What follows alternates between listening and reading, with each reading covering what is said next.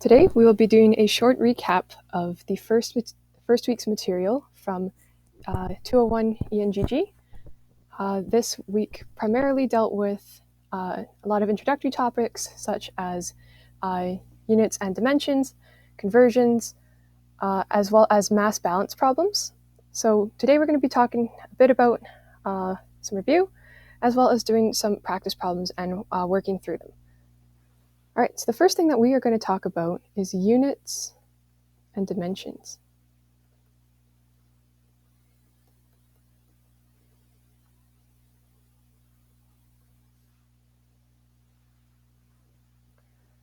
So units and dimensions.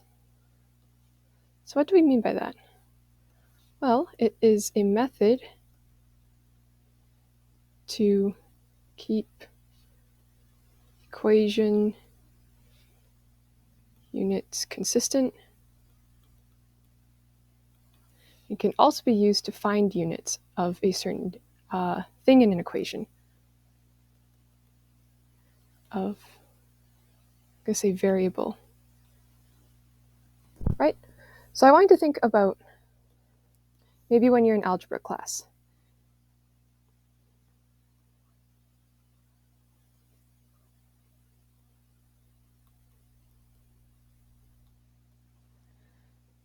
So if you had three different terms, right, you have, well, four different terms, I guess, with three different kinds of variables. We have x cubed, x squared plus 2x squared plus x. We know that we can only combine our x squared terms, right? So then that would give us,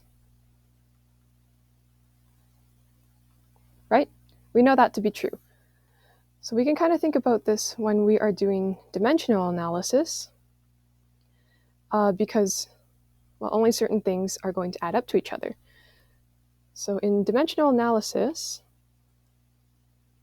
left and right side units are consistent. And even though you may have a constant in front of it, each left and right side is going to have the same kinds of base units. So what are base units? That is what we are going to be talking about next. So we're going to be talking about base SI units.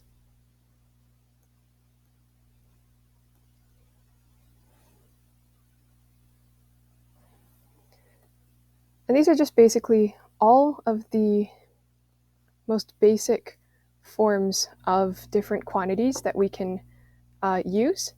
So when you think about something like weight, weight is dependent on mass as well as gravity, where mass is one of the most base units that make it up, if that makes sense. So base SI units, we have four main ones, four main units. These are fundamental units, which means we can't break it down any further, and they didn't come from anything else. It's kind of like primary colors, for example, right? So we have time, and we're going to represent this with lowercase t. We have temperature, represented with an uppercase T. Length, which we use an L for. And we have mass, which we use capital M for. See how each one is enclosed in square brackets as well. So units are seconds, temperature is in Kelvin, length in meters, and mass is in kilograms, right? So these are the main ones we're going to use.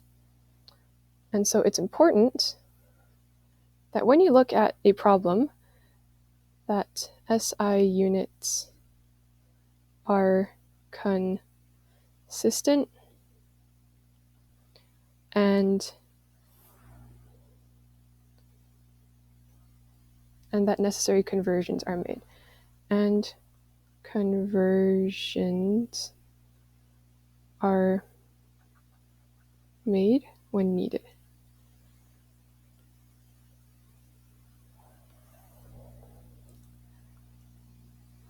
Okay, so next I'm going to show where some of our most commonly used units come from and how they relate to each of these equations here.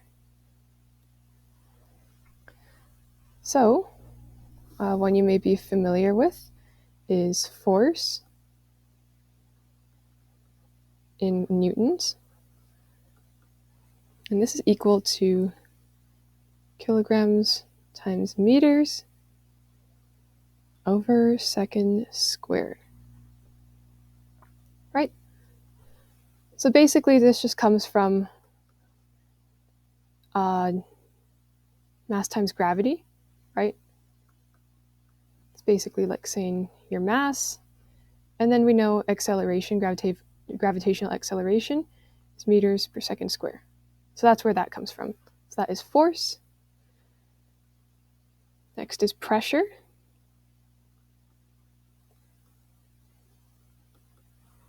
And pressure is kilograms second squared times meters. And this is basically saying newtons per meter square, I believe. So newtons we already know.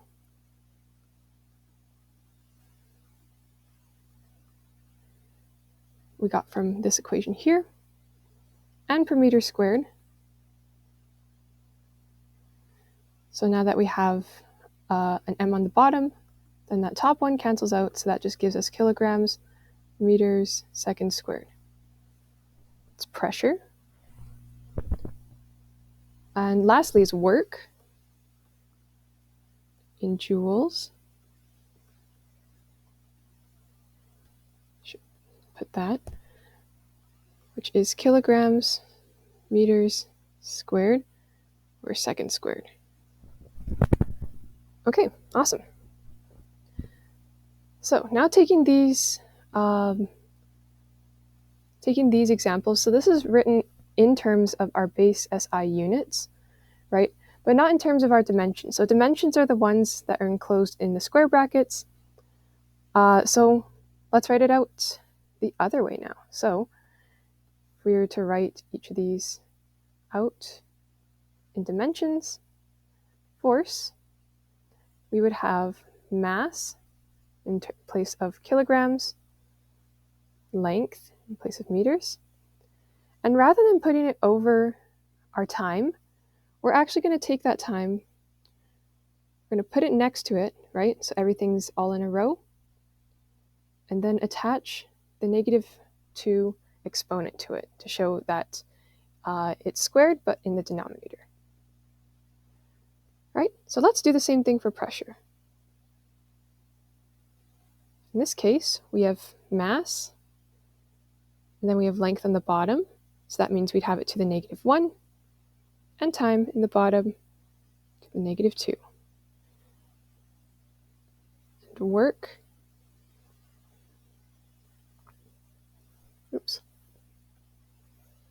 work we have as mass, then we have length squared over time squared.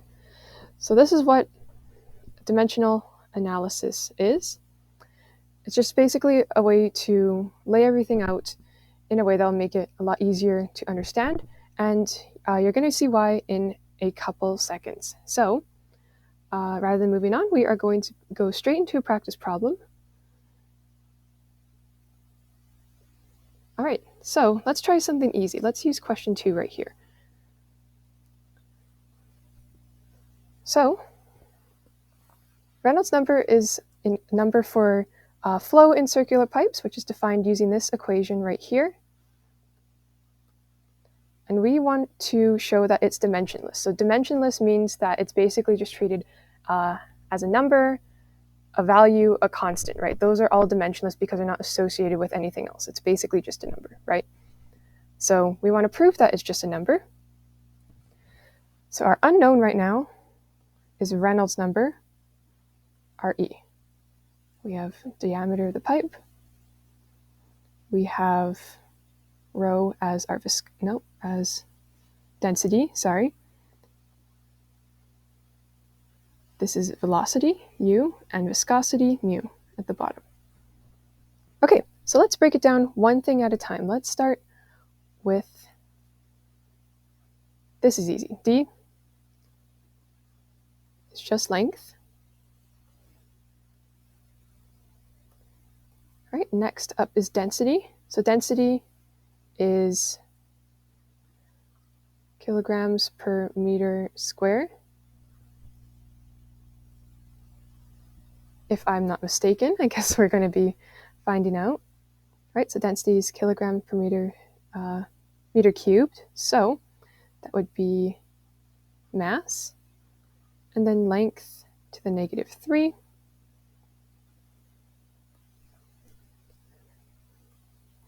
Now let's look at our velocity. Velocity is meters per second. So that's going to be length times t, -1. And lastly, viscosity. Let's use light purple. So right now, I'm going to just put that under here. I suppose there is going to be a better way to do it, but I'll do that after. So we know that is per meter to -1 and time to the -1. Okay, so theoretically, everything here should cancel out.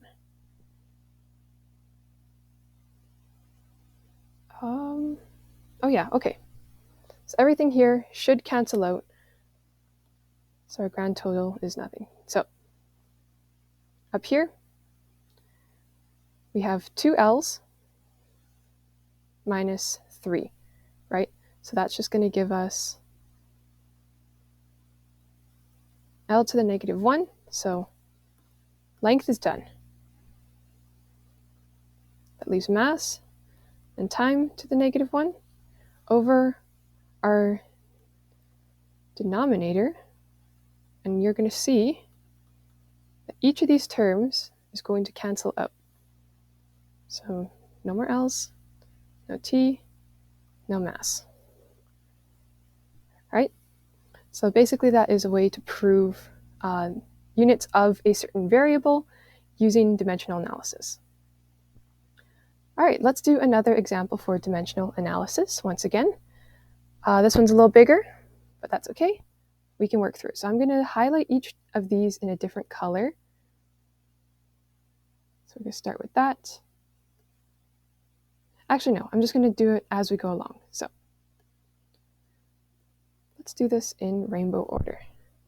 So I'm going to start with rho here. We need rho to be fluid density. So fluid density is kilograms per meters cubed. So that's mass and length to the -3. That one's done. Okay. Important thing to note is that when we have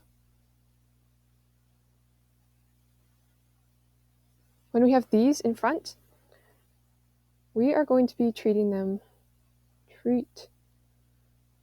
as dimensionless. Right, so basically, even though it's deriving it, don't worry about it. Only focus on the variables that come after. Yeah, okay. So let's move on to this next one. So this is, so we have velocity, so meters per second. This is over time. I suppose we could just put that next to it.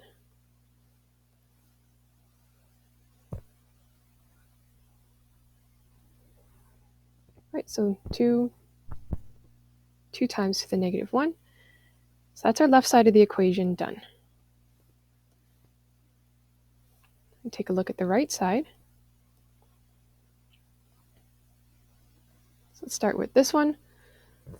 So these are going to be treated as 1 because they have to be dimensionally uniform in order to be subtracted like that, right? Because we know these are both pressures. So when new pressure is mass times time to the negative 2, length to the negative 1, right? And over L. So that's L to the negative 1 again. Sorry, I've been forgetting to add my pluses. Oh, actually, no, sorry. That one's fine. So plus. So now our next hint is that everything over here should each have the same units, right? So we're not quite there yet. We're going to be simplifying them first. So next step, let's take a look at this one. We've got viscosity, which is kilograms per meters times second. And that's going to be times stuff here. So that is meters per second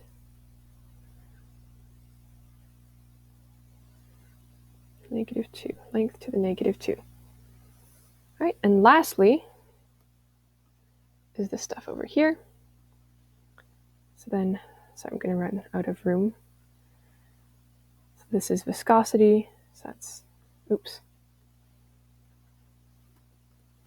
Viscosity is mass.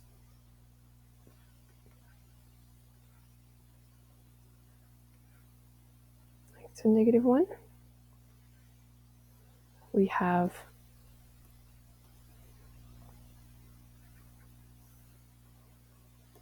sorry, that's supposed to be length.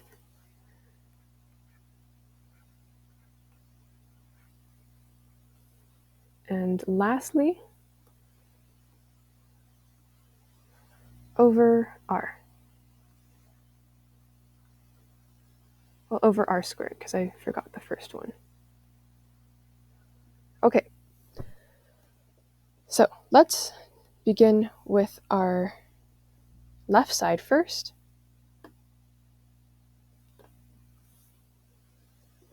So this is going to reduce to, right, then that cancels out. So then this is L to the negative 2 and T to the negative 2. So every single term here, here, and here should all be equal to this. So let's take this one next. Mass, length to negative 2, T to the negative 2. That one's good. I'm going to do this next one. So that's right. So these two cancel out. That leaves just that length over there in green. Those become T to the negative 2. Awesome. And last one,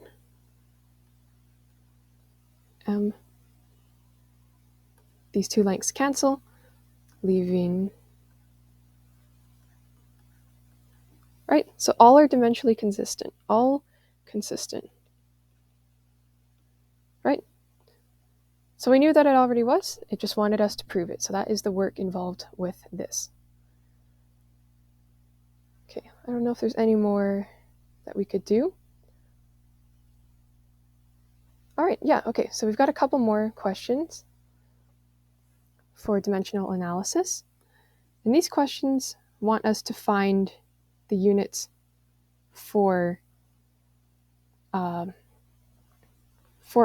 variables, right? So we know that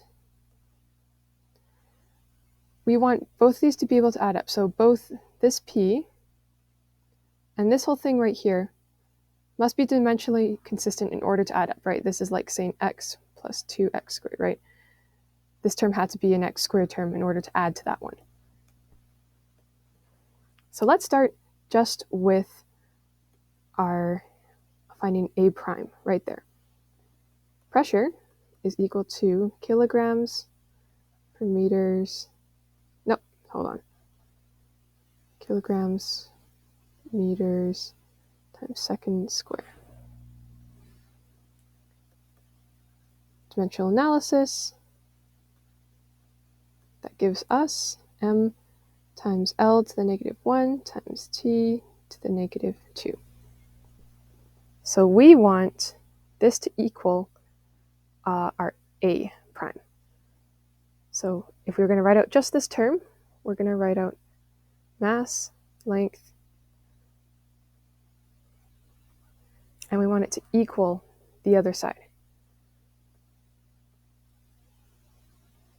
That's going to be our A prime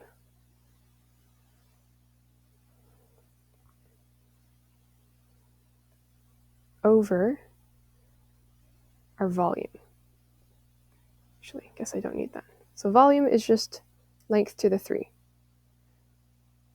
to the negative 3 in this case. So basically we just need to find whatever A would be to make this equal, to make this consistent. So we can take this, we're going to divide it by L to the negative 3. It's going to cancel out these terms. We're going to do that to the other side as well. And what does that give us? That gives us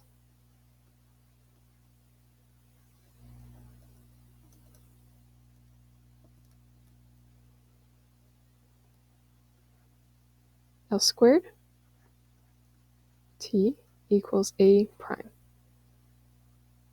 Then if we were to write that in SI units, that's kilograms per meter squared seconds.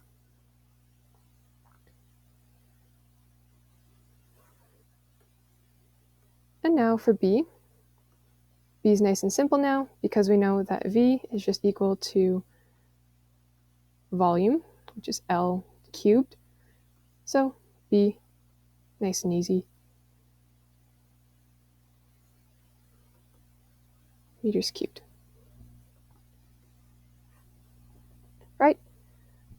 You can use the whole thing. You can go crazy and just do all of it, but this is a shorter way to find it, especially if you have terms that are compact like that. And I think I've got a couple more. Okay, let's do this one. This one's a little harder. All right, so we want to find the dimensions and units of GC right here.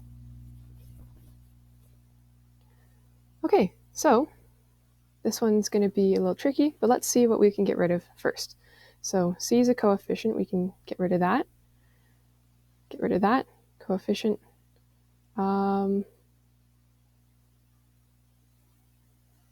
This is coefficient as well. Then our negative sign won't matter. Okay, so let's take a look at this. So Q is volumetric flow rate. So we're going to start with the left side. So we know Q to be equal to length cubed T to the negative 1. And this is equal to, so we're going to draw that whole great big square root. And basically when we evaluate, that's just going to change it so that we have each of our coefficients. Sorry, exponents. So we have our unknown, GC, specific volume. Specific volume, if you don't know, is meter cubed per kilogram.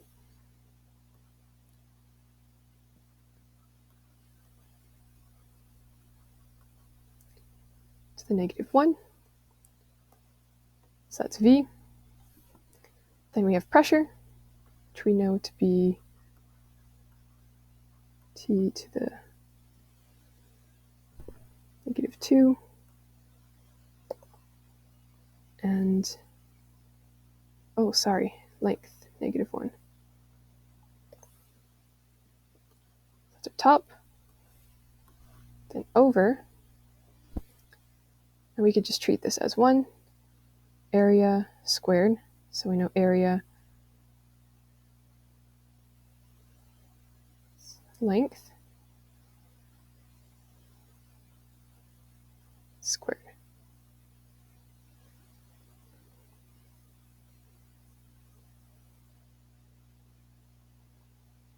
Well, length squared, sorry. There we go. All right. So let's evaluate whatever we have here. We have 2 options. We can square both sides, or we can evaluate with the square root on this side. I'm going to go ahead and square both sides, so then we can get rid of this radical. So that's going to be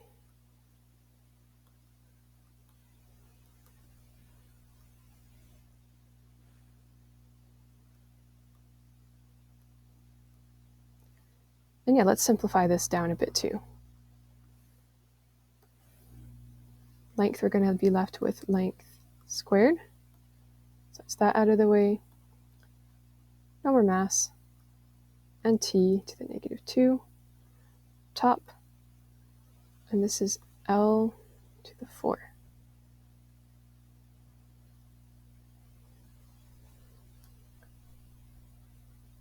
Okay, so now we're going to move that over. So if we move, actually no, let's evaluate these. So then that would just be L to the 4 on the bottom. We move that over. That gives L squared up top. These are going to cancel. GC is meter squared.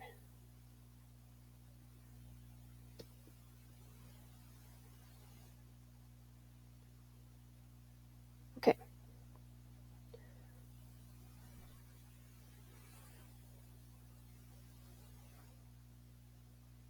Okay, so that covers dimensions.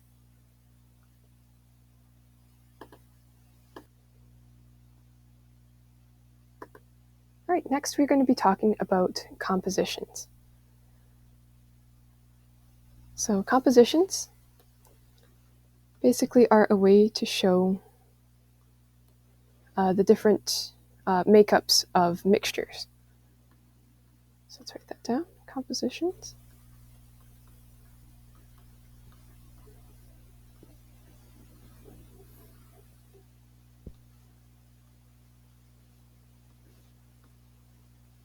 So display makeup of mixtures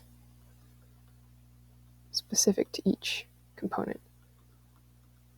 To each component.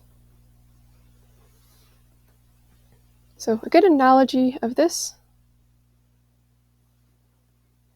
is if I had a glass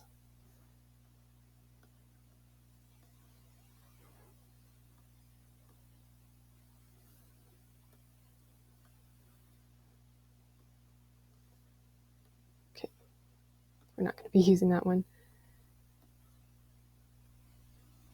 If I had a glass of different components,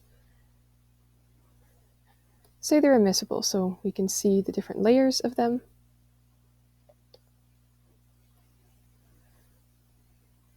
This will help our explanation.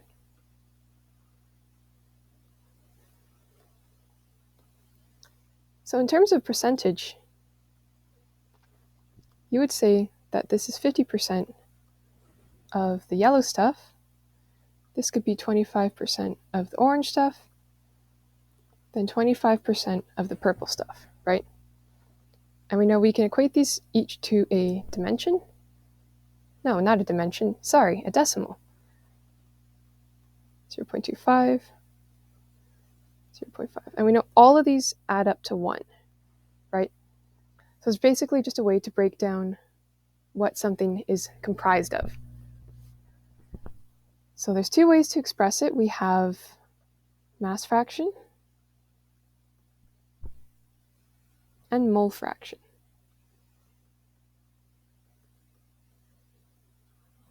And now it's important to keep straight in your head which one is which, because mass and moles aren't the same thing. Of course, mass refers to, the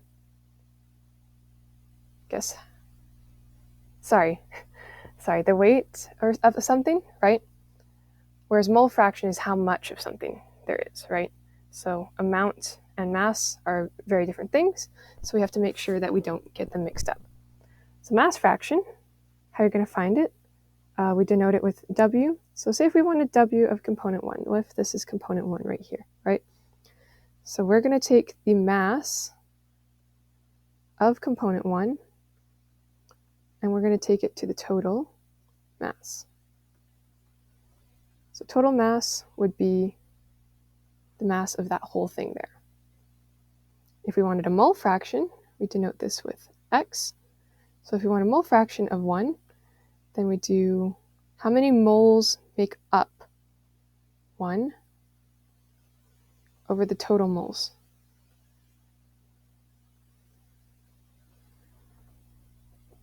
Okay, so let's take a look at an example to better understand what we were saying. So say we have a mixture of 25 kilograms of oxygen, 30 kilograms of nitrogen gas, and 20 kilograms of ammonia gas. Now we want to find the mole fractions of each.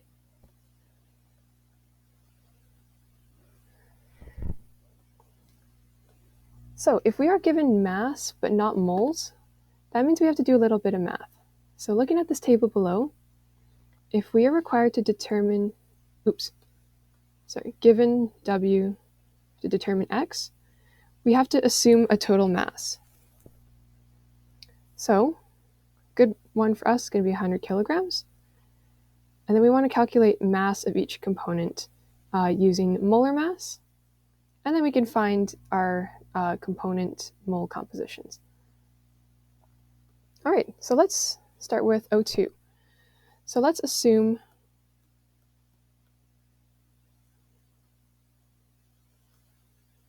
let's assume 100 kilograms.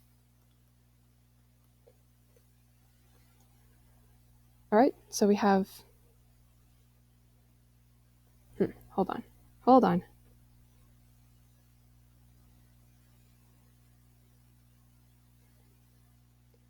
Okay, so let's calculate the mass of each component, which is already given to us. It's a mass total.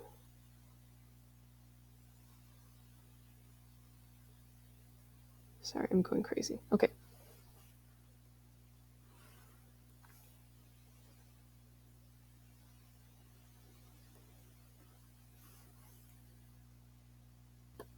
Sorry, I've got my bearings now.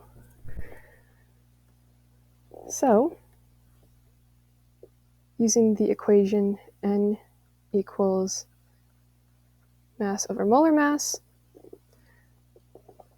we can say that 25 kilograms of our oxygen over our molecular weight, which I believe should be 32 kilograms per kilomole, is going to equal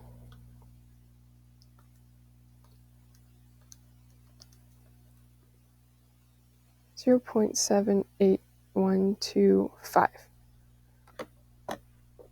kilomoles. Next, taking a look at nitrogen.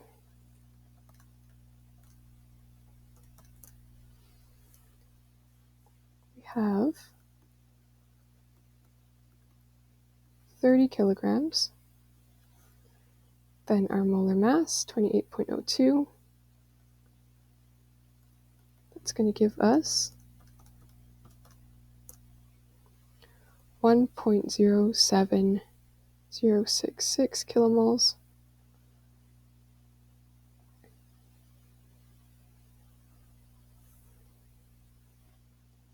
And then, last one, we have 20 of 14.04 plus molecular weight is 17.04. And that gives us 1.1737 kilomoles.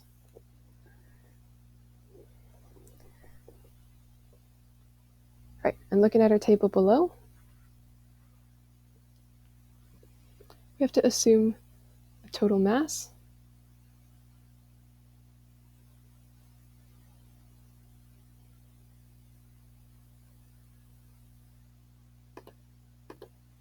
Right, so now that we have all of our amounts, we can find what our total moles are. So N total equals all of these added up. So that is 0.78125 plus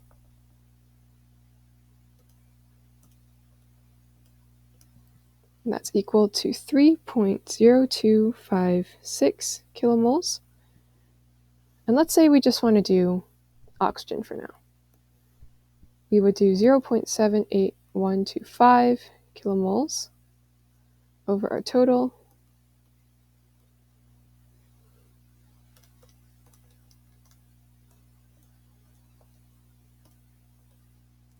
And that's just going to be 0.2582 mole percent is oxygen, right? We could do the same for the rest, but I won't.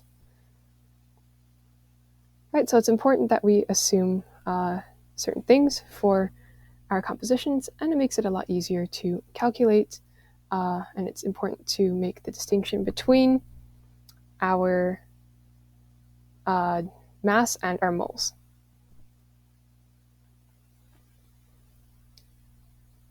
Okay, so we're going to try a mass balance question.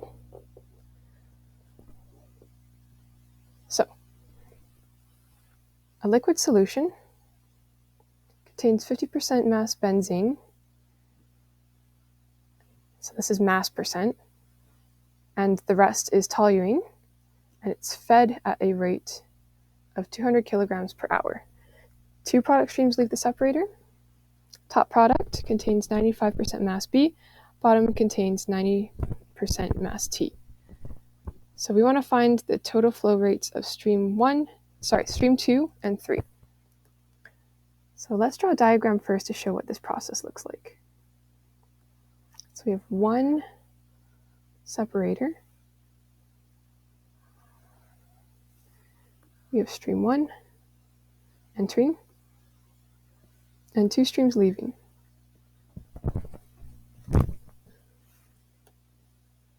So what do we know about the first one? So stream 1, we know that fed to control volume rate at 200 kilograms per hour.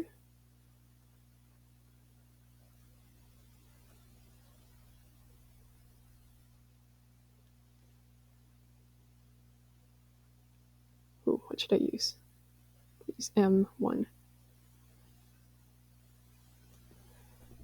With a little dot above it. Now with benzene, we have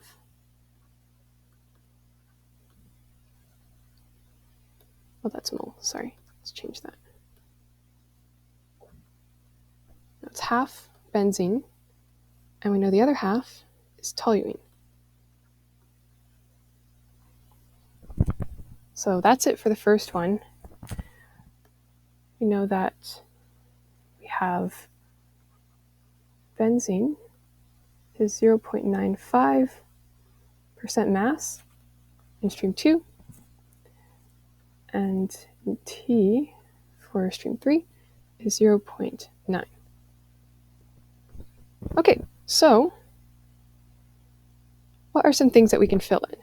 So everything that we just wrote in blue and white is things that we already know. I'm going to put in things we can fill out with no calculation, little to no calculation, in red. So safe to assume that the remaining is toluene in stream 2, which is 5%. Same thing for stream 3, which is 10%. So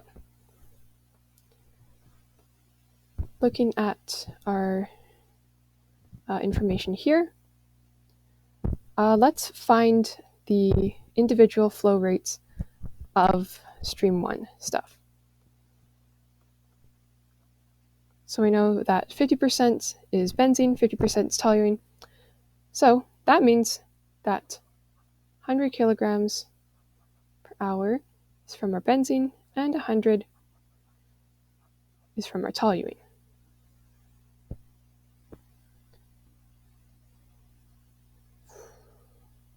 Okay.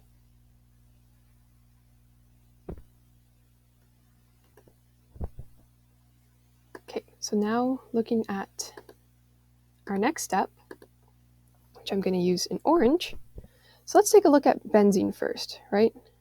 B in is equal to B out because this is a steady state operation. So going in, we have 100, and going out, we have two different streams that it's going to go into. It's going to be M, so total flow rate of 2 times 0.95 plus our third one times 0.1. So that's our first equation. Second equation is looking at T, and we know that would give us 2, 0.05 plus M3, 0.9. So now we're going to solve using system of equations, so I'm going to do that in green. That's our next step. So they're both equal to 100, so we can actually just equate both sides to each other.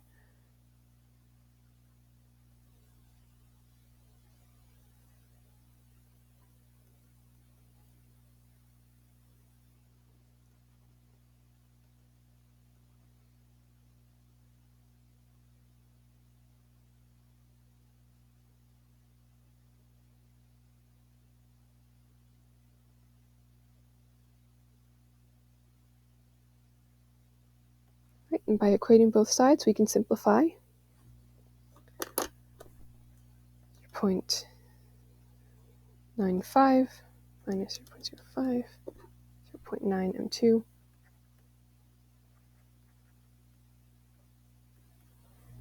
And then we're going to do 0.9 minus 0.1, 0.8, 0.8 M3. Then M2 is equal to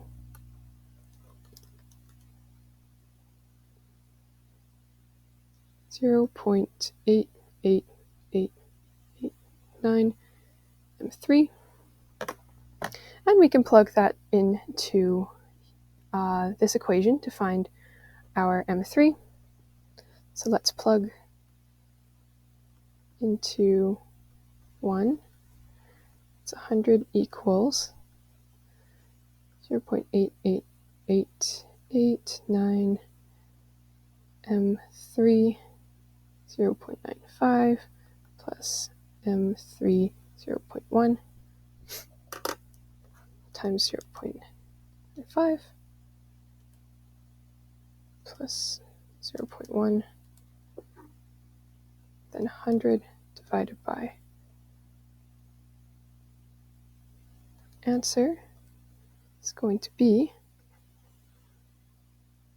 so M3 is equal to 0.882.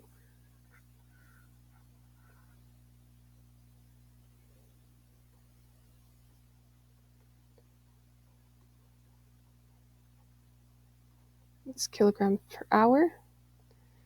And then we know that whatever goes in must go out. So stream 2 and 3 should add to 200. So if we did 200 minus the answer we just got, that would give 94.117 per hour. All right, so that one is a little tricky. Just make sure you know how to make these equations here and understand how the fractions play into the flow as well. All right, this next one's a little more difficult, but no worries, we can make it through. So let's start off our drawing. Stream 1 is fed in, and our benzene, so once again 50%. Rest is toluene, which is also 50%.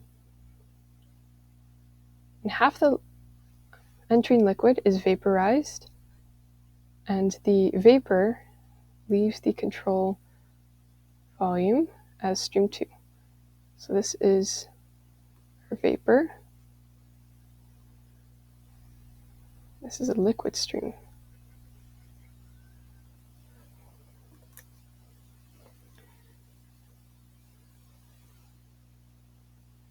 Okay, so half of everything goes here. And we know that our flow rate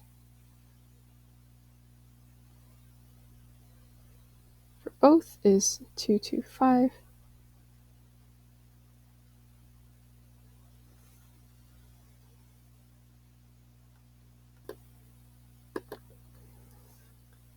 So this is flow rate of B in stream 2, and flow rate of T for 2 is 10 per hour. Okay, so what do we make of this? All right. So, because half of all liquid is vaporized, that means total flow rate of 1 is going to be twice of our total flow rate in 2. So our total flow rate of 2 is 235. So that means total flow rate is 470. With each one being 235 because it's half and half. Okay, so one of the first things we can figure out. 2, all right. So we want to find the rest of the flow, so we can fill out 3. So we want to fill 3 flows. So we know that benzene, out of the 235, 225 went to stream 2. So that means that the rest went to stream 3, and the same thing for toluene. Rest went to stream 3.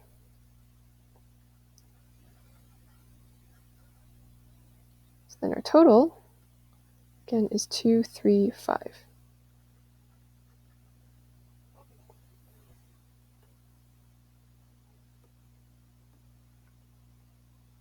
And what's the mass percent of benzene in the liquid product? All right, so how would we solve this? We can calculate this simply by doing 10 over our total times 100, which would equal 4.25%. All right, so that is question 10.